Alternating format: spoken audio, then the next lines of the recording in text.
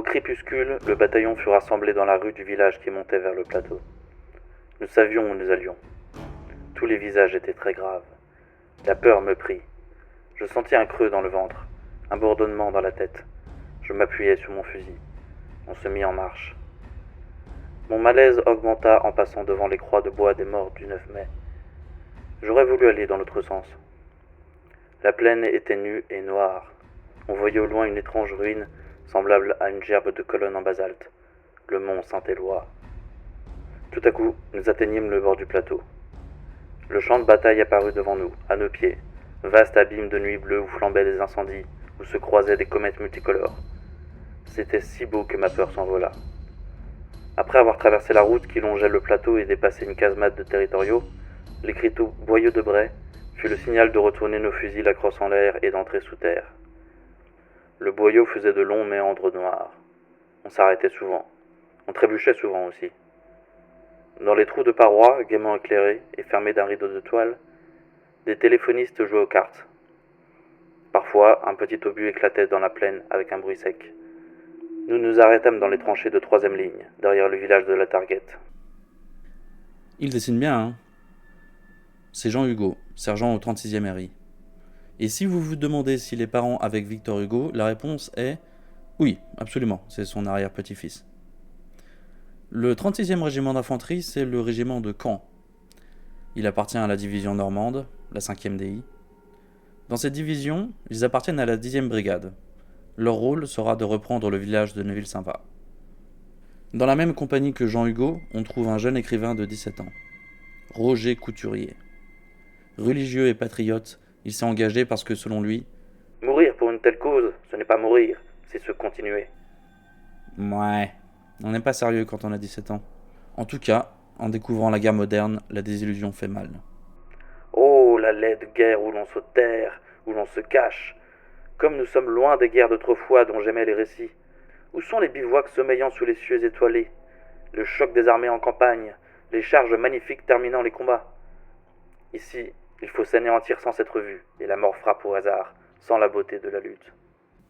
Paul Chevalier fait également partie du 36e, en tant qu'adjudant, mais nous y reviendrons plus tard. L'autre régiment de la 10e brigade, c'est le 129e, le régiment du Havre. On y trouve Étienne Tanty, qui vient d'une famille aisée et connaît le grec ancien, ce qui lui permet de donner des informations sensibles à ses proches tout en évitant la censure. Astucieux. L'autre brigade de la division, c'est la 9e. Son rôle sera surtout d'appuyer les assauts sur le labyrinthe. Et dans la 9e BI, il y a le 74e régiment d'infanterie, de Rouen. Et dans ce régiment, il y a un gars nommé Roland d'Orgelès. Il est là en tant que mitrailleur, mais dans le civil, il est écrivain. Et commence à se demander s'il ne va pas écrire un bouquin pour raconter ce qui se passe dans cette guerre. On y trouve également le soldat Charles Toussaint. Ce labyrinthe, bien nommé, formait un imbroglio de tranchées dont le centre était la salle des fêtes. Une partie de ce labyrinthe avait été reconquise par les troupes que nous avions relevées en pleine bagarre. Nous devions parvenir jusqu'à la salle des fêtes en nous emparant mètre par mètre des tranchées et boyaux farouchement défendus par l'adversaire. Là, les techniciens, rien à voir avec les technocrates, de la progression par jet de grenades, suivie de sacs de terre, pour avancer en créant des barrages successifs, allaient se surpasser. Bien entendu, les mortiers, lance-bombes et tous les calibres des deux artilleries s'activaient presque sans interruption. Les combats furent encore aggravés par la soif, plus encore que la faim. Charles Toussaint qui nous témoigne d'une scène pour le moins cocasse. Peu d'occasions de sourire et encore moins de rire. Cependant, j'allais assister à une petite comédie assez drôle à la Targuette, hameau ou lieu-dit à l'ouest de Neuville-Saint-Va. Passant près de la barricade faite de lourdes portes de ferme étayées par des chariots et érigées sur la nationale 67, je vis un civil, un journaliste qui avait reçu l'autorisation officielle de circuler dans cette région.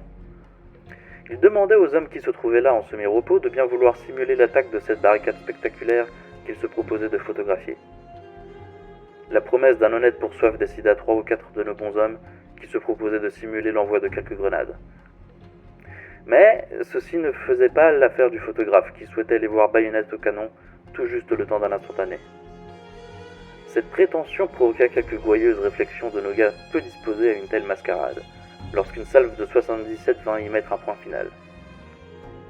En un instant, nos hommes s'aplatirent tandis que le photographe piquait résolument une tête dans un bout de tranchée voisine. Nous devions nous amuser quelques jours après, à la lecture de l'article de ce grand quotidien qui narrait avec quelque grandiloquence l'héroïsme du reporter.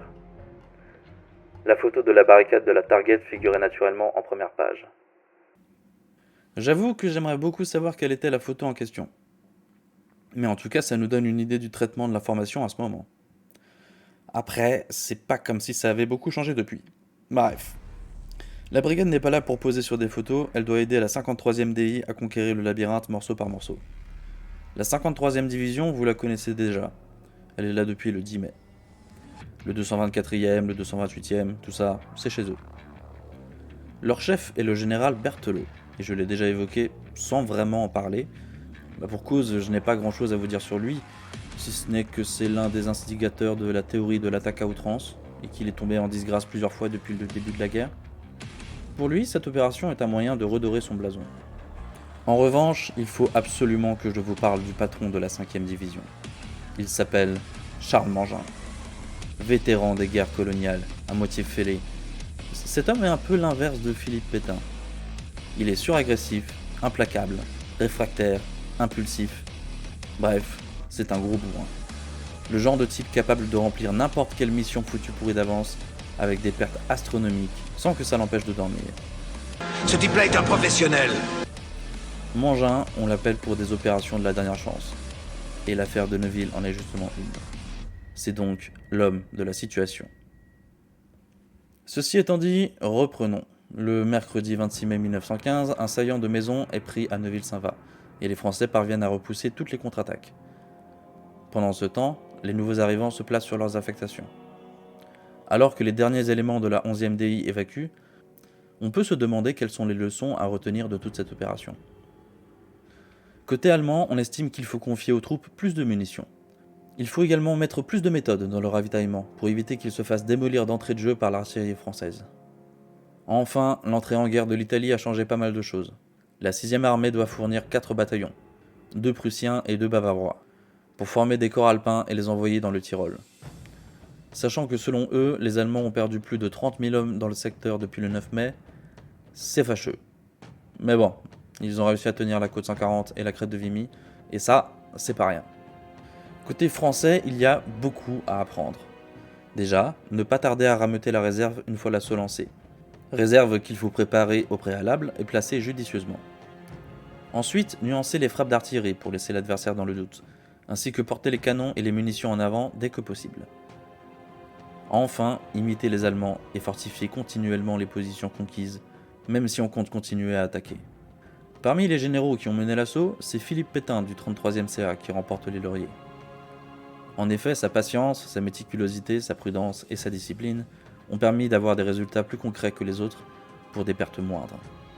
On salue également son second, le général Émile Fayolle, qui a géré son affaire d'une main de maître. Mais le champ de bataille a bien changé depuis le 9 mai. Les fortifications poussent comme des champignons. Le terrain est dévasté. Des cadavres en putréfaction jonchent le sol un peu partout, dévorés par des millions de mouches. C'est dégueulasse. À Neuville-Saint-Va, la plupart des maisons ont été rasées. Seules les caves souterraines ont à peu près tenu. Les rues dévastées sont bordées de tranchées, et les Allemands ont multiplié les défenses. Ils ont installé une petite voie ferrée pour faciliter le ravitaillement, et ont construit un fortin pour se prévenir des attaques en direction du cimetière. Ils disposent également de 5 canons sous coupole et de divers blocos répartis un peu partout dans la zone. Les Français le savent, prendre le reste du village va être un défi. Ils ont donc divisé Neuville-Saint-Va en secteurs portant des lettres et ont numéroté ceux qui restent des maisons. Matez-moi ça sans rire. Du côté du labyrinthe, les tranchées ont considérablement évolué. Le monstre sanguinaire se métamorphose en dédale encore plus complexe. Les Français ont pour objectif la salle des fêtes qui, une fois tombée, devrait nous concéder la position tout entière. Là encore, ça ne va pas être de la tarte. Parce que combat à la grenade mètre par mètre, tout ça, vous commencez à connaître la chanson. Mais la situation générale a changé, et le regard de l'état-major se tourne vers un nouvel objectif, les 5 chemins. En effet, cet endroit qui paraît anodin fait la jonction entre le bois de la Folie, Neuville-Saint-Va, Télus et la côte 140. C'est donc the place to be pour pénétrer les défenses allemandes. Le 27 mai, les hommes sont en place, et on distribue à tout le monde des pochettes pour se protéger d'éventuels gaz asphyxiants. Et c'est un bon timing, car les défenseurs préparent leur bonbonne. L'artillerie allemande tire dans le tas, à intervalles réguliers, ce qui occasionne des pertes malheureuses. Par exemple, au 74e RI, le soldat Hector Dantan et le sergent Octave Dantan se trouvent dans le même abri quand un obus tombe dessus et les enterre. Les deux frères, originaires d'Oissel, meurent ensemble à peine débarqués dans leur nouveau secteur. L'artillerie, ça c'est une belle arme. Bien entendu, les canons français ripostent, mais dans ce duel d'artiflots, on perd 2 pièces de 75. Fort heureusement, un obus atterrit sur un dépôt de munitions allemand, ce qui a pour effet de calmer tout le monde pour le reste de la journée. L'artillerie ne recommence à tirer qu'en fin de journée. Le 28 mai, c'est-à-dire moins de 24 heures après l'arrivée de la troupe, un assaut est lancé sur quelques maisons isolées de Neuville-Saint-Va. Vitesse ? Précipitation ?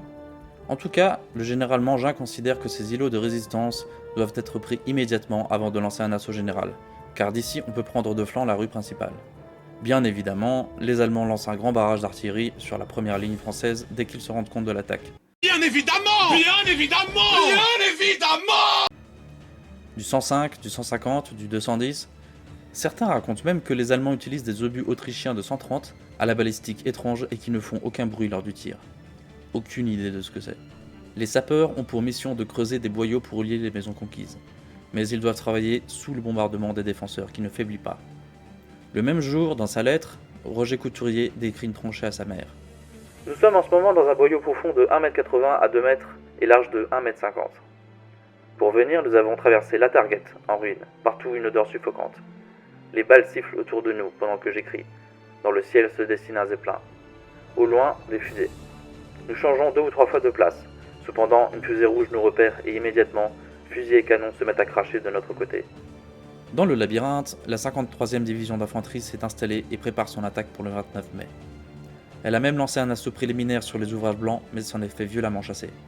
Elle a creusé des sables de départ, mis en place ses positions de crapouillot, a entamé les points chauds avec son artillerie de campagne et a commencé le réglage de son artillerie lourde, c'est-à-dire 5 batteries de 155 et une batterie de 220. Leur objectif est le sud du boyau de Lembourg. La journée du 29 mai se passe donc sous les obus. Les artilleurs se livrent des duels acharnés. Les 75 pilonnent comme ils le peuvent et se font remplacer par l'artillerie lourde en cas de besoin. Pour trouver les batteries adverses, les Français envoient un avion muni d'un émetteur télégraphique sans fil. À ce moment-là, c'est le nec plus ultra de la technologie, et les artilleurs reçoivent des informations quasiment en temps réel. Jusqu'au moment où l'appareil TSF tombe en panne. Maintenant, elle va marcher beaucoup moins bien, forcément! Au moins cette sortie aura mis tout le monde d'accord sur le fait qu'on commence à tenir quelque chose avec la reconnaissance aérienne. Pendant ce temps, Étienne Tantier écrit à ses proches. Ce qui est assommant, c'est de ne pas savoir le régime d'ici. Comment on y est organisé? Si l'on est là comme garde de tranchée? Pour combien de temps? Ou si c'est pour donner un sale coup? Il y en a un très mauvais encore à donner pour dégager la route, paraît-il, la prise d'un ouvrage. Ouais, l'ouvrage en question c'est le labyrinthe. Ariane, ma sœur, de quel amour blessé, vous mourûtes au bord où vous fûtes laissés. Nous ne semblions pas y être destinés, et la présence de notre corps ici serait le résultat d'un autre corps qui fit du bruit au début de la campagne par sa conduite peu martiale. Ne sommes-nous là que provisoirement pendant que l'on reforme ce corps qui, apparaît-il, fait perdre un résultat si longtemps recherché? Ce sont des hypothèses que j'ai entendues, je ne vous les donne que sous forme de réserve. Alors que des tirs de démolition sont programmés, Victor Durbal rappelle à l'ordre ses généraux. Les destructions demandées par messieurs les généraux commandants de groupes d'artillerie en exécution de la note numéro 273-S du 26 mai sont hors de proportion avec la quantité de munitions de gros calibre dont dispose l'armée. L'artillerie lourde doit être concentrée dans ses effets sur certains points particulièrement importants à déterminer en proportion du nombre limité de ses munitions. Cette restriction s'applique plus spécialement à l'artillerie à tir courbe. Si, pendant la période de préparation immédiate, il peut être utile sur certaines parties du front de répartir le feu de l'artillerie lourde sur l'ensemble des ouvrages à attaquer, les tirs de destruction, pendant la période de préparation lente, doivent être restreints aux localités, fortins, abris, etc., ainsi qu'il est prescrit par la note numéro 833 du 1er mai. Or, la plupart des ouvrages signalés par messieurs les commandants de corps d'armée pour être soumis à un tir de destruction sont des extrémités de boyaux, des nœuds de tranchées, dont la force de résistance est souvent hypothétique. Le canon de 75 peut et doit abattre efficacement une partie de ses objectifs. Il suffit d'obtenir des tirs bien réglés et de rechercher par des emplacements de batterie convenablement choisis des tirs d'enfilade ou d'écharpe. S'il est nécessaire, pour réaliser ces tirs d'enfilade ou d'écharpe, de faire appel à des batteries de corps voisins, il y a lieu de s'adresser au général commandant l'armée. Pendant ce temps, Charles Mangin prépare la suite des opérations. Le 30 mai, la 9e brigade lancera l'assaut sur le labyrinthe. Le 1er juin, ce sera au tour de la 10e brigade d'attaquer, avec pour cible les maisons en U dans le village de Neuville-Saint-Va. Au 36e ERI, Paul Chevalier raconte la nuit du 29 au 30 mai. La position que nous occupons est très sérieuse. Une partie du village appartient aux Français et le reste aux Allemands. Les tranchées sont placées face à face. Le jour, c'est un bruit terrible. Dans la journée d'hier, il nous est passé sur nos têtes pas moins de 10 000 obus de tout calibre, tantôt éclatants, à droite, à gauche, et quelquefois de tous les côtés à la fois. C'est un vacarme épouvantable. Le bruit est continuel. Les éclats nous arrivent avec des bruits sonores. Notre canon tient son rang. Les éclatements sont épouvantables, remuant tranchées, bouleversant les restes des maisons, car du village il ne reste que le nom. Aucune maison n'est debout. On a creusé des tranchées passant au milieu d'elles. C'est un amas terrible à nos yeux. Et malgré nous, le cœur saigne en regardant de si tristes choses et les obus ne cessent de tomber sur ces ruines. Pour nous, la vie est très dure. Rester dans nos tranchées jour et nuit en éveil sous une pareille mitraille, car il faut avoir l'œil. D'un bond, les Allemands peuvent franchir la ligne. Cette nuit, des échanges presque continuels de coups de fusil. La nuit d'hier a été assez calme. Les Allemands cherchent à consolider leur position. Aussi, dès qu'ils bougent, nous ne les manquons pas, car on y voit comme en plein jour. C'est un véritable feu d'artifice et continuel jusqu'au jour. Nos tranchées sont parfaites pour résister. Il est vrai qu'elles ont été construites par les Allemands. Ils sont maîtres dans l'art de remuer la terre. Malheureusement, l'air est mauvais car de tous côtés gisent des cadavres. Notre ravitaillement est pénible aussi. On a été un peu réduit, mais on fait l'impossible pour nous soulager. On a eu un peu de vin et d'alcool. Le plus dur est la soif, car pas moyen d'avoir de l'eau le jour. Il faut y aller la nuit, car de jour c'est l'enfer. En parlant de jour, l'aube du 30 mai pointe le bout de son nez. Et voici les ordres que reçoit le 20e corps d'armée. La 53e DI attaquera le labyrinthe par le nord, l'ouest et le sud, avec pour objectif le sud du boyau de Lambourg. À sa droite, le 10e corps d'armée, de Bretagne, lancera l'assaut du côté de la route de Lille. Les objectifs à battre par l'artillerie lourde sont le triangle D de la tranchée de la Batteuse, le quadrilatère de la route de Lille, le fortin circulaire du chemin creux, et un nouvel ouvrage tellement récent qu'il n'est sur aucune carte. La préparation d'artillerie qui est opérée depuis maintenant 2 jours continuera par un feu lent mais méthodique. À 15h30, l'escadrille MF-35 décollera pour permettre de régler les pièces et trouver les batteries ennemies, tout en mettant la pression sur les ballons d'observation. À 16h pile, l'infanterie chargera, et 1 minute plus tard, l'ensemble de l'artillerie frappera avec toute la violence dont elle est capable, tout en rallongeant périodiquement son tir. Même chose pour la contre-batterie qui ciblera Tellus, Farbus et Vimy. Pendant ce temps, l'artillerie de la 5e DI ouvrira des brèches, notamment dans la région du cimetière. Des directives tombent également concernant la reprise de l'attaque générale. L'attaque sera préparée par continuation du feu méthodique d'artillerie, déjà entrepris, et qui sera continué sans interruption sur les objectifs assignés aux divers groupements par les généraux commandant les corps d'armée, en sorte que tout soit terminé pour le 1er juin au soir. Au cours de cette préparation, le général commandant l'armée se préserve de prescrire les simulacres de préparation immédiate en vue de tromper l'ennemi et de l'amener à dévoiler ses batteries. La préparation une fois faite, un tir d'artillerie continu sera dirigé sur les objectifs détruits en vue d'empêcher l'ennemi d'y exécuter des travaux. L'attaque d'infanterie sera exécutée par surprise, sans préparation immédiate d'artillerie, à l'heure H que fixera le général commandant l'armée. À H plus 1 minute, l'artillerie commencera un tir violent. L'artillerie de campagne, de manière que son tir devance l'infanterie. L'artillerie lourde à tir courbe, sur la 2e ligne ennemie. L'artillerie lourde à tir tendu sur la 3e ligne et sur les batteries adverses, qui devront être contrebattues avec la plus extrême violence. L'expérience de l'attaque du 9 mai a démontré la nécessité de pousser très en avant, de prime abord, les réserves et de les faire marcher dans le sillage immédiat de l'attaque, de manière à consolider et à exploiter le premier succès, et d'entretenir la poussée en avant qui doit être brusque, violente et ininterrompue. Elle a démontré également la nécessité de donner exactement à chacun son rôle et sa mission, de façon qu'il n'y ait, au cours de l'attaque, ni erreur de direction, ni confusion, ni temps d'arrêt nécessité par l'obligation de donner de nouveaux ordres. L'ordre du 33e corps d'armée pour la journée du 9 mai peut être donné comme modèle à cet égard. Une copie de cet ordre sera envoyée dans les plus brefs délais à messieurs les généraux commandants de corps d'armée. Toutes les troupes devront être en place dans la nuit qui précède le jour J, jour de l'attaque, que le commandement de l'armée fixera en temps utile, et qui sera en principe le 2 juin. Cependant, il apparaît rapidement que le délai est trop court. Les travaux d'aménagement ne seront jamais prêts pour le 2 juin, à cause d'erreurs de commandement, de différents soucis techniques, et surtout de l'artillerie ennemie qui ne laisse aucun répit aux équipes de sapeurs. Il faut donc retarder l'attaque. Victor Durbal propose le 8 juin comme date probable. Les attaques de diversion dans les autres régions sont donc également mises en suspens. Sauf que ça ne plaît pas au grand patron, le général Joffre, qui fait rapidement savoir que la date limite sera pour le 7 juin. Mais enfin, pour le moment, assaut sur le labyrinthe. Les Français profitent de l'obscurité pour se mettre en position pour l'attaque. Mais le jour se lève et la manœuvre sous le soleil de plomb est éprouvante pour les soldats qui sont couverts de boue et manquent de sommeil. Paul Chevalier témoigne. Durant la première partie de la journée, l'artillerie française commence à bombarder les positions ennemies que nous devons attaquer. Hélas, quelques coups sont malheureux et tombent dans nos tranchées et nous font quelques pertes. C'est pour nous la plus grande peine qu'il soit permis d'avoir les tiens tombés sous les coups de notre artillerie. La brigade est en position et les poilus éreintés doivent composer avec les tirs mal réglés de leur propre artillerie. Les troupes attendent avec nervosité, la tension est palpable. L'après-midi, l'artillerie allemande se joint au concert et commence à pilonner les positions de départ. Mais finalement, l'heure de l'assaut arrive. L'attaque se déclenche toujours aussi dure et les pertes sont toujours aussi grandes. La première ligne et deuxième ligne allemandes sont enlevées.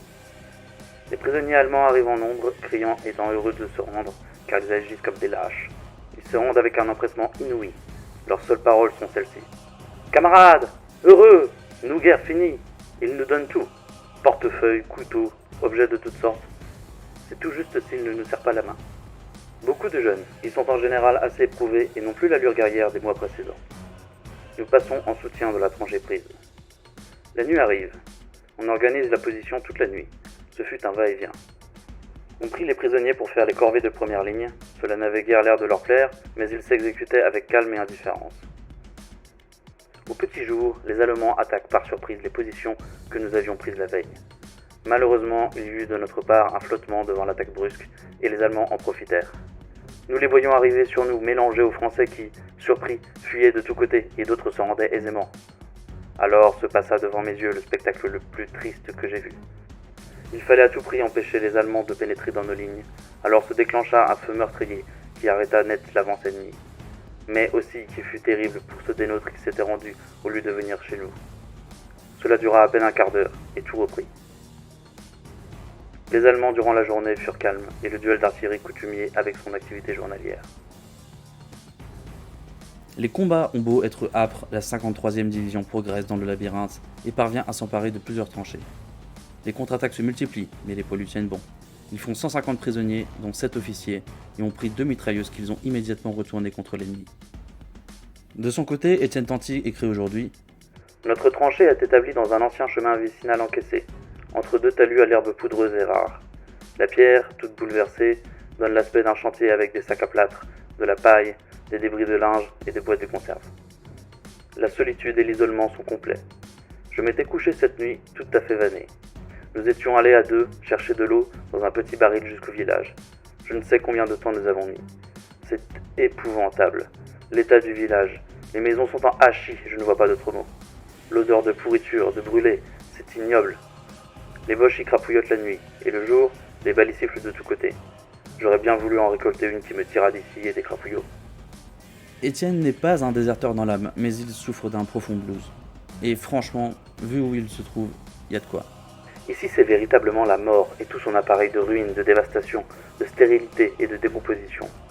Ici, on détruit. Ici, rien ne se crée. Ici, l'on n'a plus d'âme, plus de cœur. Tout est objet de dégoût et de désespoir. Tout est hideux. Probablement pour se venger de l'attaque du jour et de la perte d'un avion de reconnaissance qui s'est fait abattre alors qu'il guidait les canons Krupp, les Allemands lancent un bombardement infernal une fois la nuit tombée, ce qui empêche les soldats de fermer l'œil. De nouvelles contre-attaques très violentes sont menées et permettent aux défenseurs de reprendre un morceau de tranchée au sud du secteur. Quand le jour du 31 mai se lève, même le courrier n'arrive pas jusqu'en ligne. Cafard général et somnolence règnent. Au 31 mai, Paul Chevalier reprend. Au petit jour jusqu'à la tombée de la nuit, les Allemands écrasaient nos premières et secondes lignes à coups d'obus de gros calibre. Les 210 tombaient comme des balles, bouleversant tout. Heureusement, leur tir n'était pas précis. Et les obus tombaient entre 20 et 30 mètres de nous. Sans cela, notre position eût été intenable. La lutte de cette journée fut si formidable en artillerie que le soir, un brouillard de fumée envahissait toutes les positions, et quand les premières fusées blanches éclairèrent les positions, la lutte diminua. Elle a dû coûter cher aux Allemands, car à plusieurs reprises, ils ont essayé de sortir, et à chaque fois, ils ont été cloués sur place par le canon et le feu des mitrailleuses. Le soir, nous regagnons nos emplacements, toujours sans ravitaillement et sans eau. Nous mangeons nos vivres de réserve. Le lendemain, c'est le contraire, c'est nous qui attaquons, car nous avons besoin de prendre quelques lignes de tranchées pour avoir des vues dans un ravin où l'ennemi peut faire ce qu'il veut. Hélas, le temps n'est guère propice. Il pleut, il fait un temps épouvantable. Néanmoins, nous gagnons nos emplacements, sorte de petites tranchées, formant une position de seconde ligne. Et nous restons là toute la journée attendant des ordres d'attaque qui ne viennent pas. L'artillerie néanmoins ne cesse de donner, mais sans grands dégâts pour nous. À peine quelques hommes hors de combat. Toujours sous le feu des canons ennemis, toujours même tableau. Des cadavres nouveaux gisent pêle-mêle sans toutefois qu'ils fussent en grand nombre. Les Français creusent de nouvelles sapes et relancent l'assaut au labyrinthe dans la soirée. Ils reprennent l'élément de tranchée perdu et font 140 prisonniers supplémentaires. C'est ce jour-ci que les généraux réalisent quelque chose d'intéressant. Ils ont en face d'eux des éléments de la Landsturm, une sorte d'unité territoriale utilisée uniquement en cas d'absolue nécessité. La présence de ces combattants de seconde zone ne peut signifier qu'une chose, l'Allemagne est débordée et manque d'hommes.